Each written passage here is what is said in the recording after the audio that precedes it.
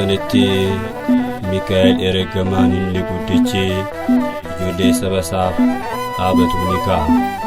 Raajicha Daani'el boqonnaa 12 lakkoofsa 1.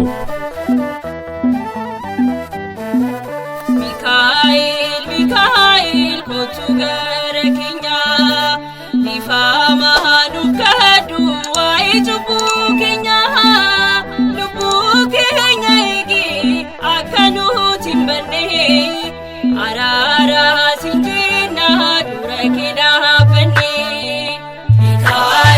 Mikaa'el kottu gara keenya ifama nukkadu waa'ee cubbuu keenya lubbuu keenya eegi akka nuti hin banne araara siin jenna dura kee dhaabbanne.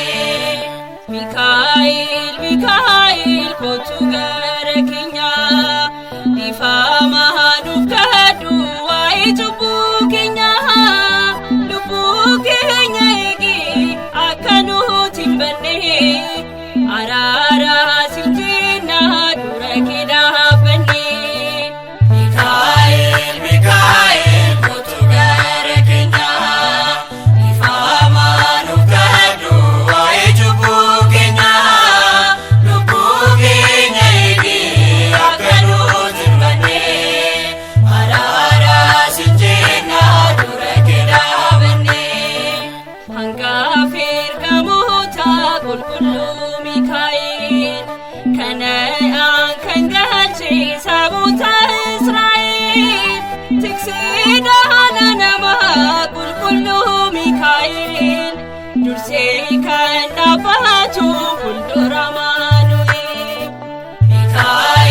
Mikaa'el kottu gara keenya ifama nukkadu waa'ee cubbuu keenya lubbuu keenya eegi akka nuti hin banne araara siin jenna dura kee dhaabbanne.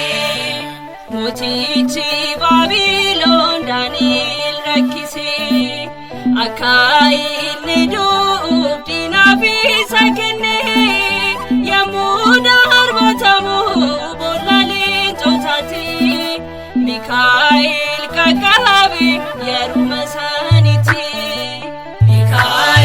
Mikaa'el kottu gara keenya ifama nukkadu waa'ee cubbuu keenya lubbuu keenya eegi akka nuti hin banne araara siin jenna dura kee dhaabbanne.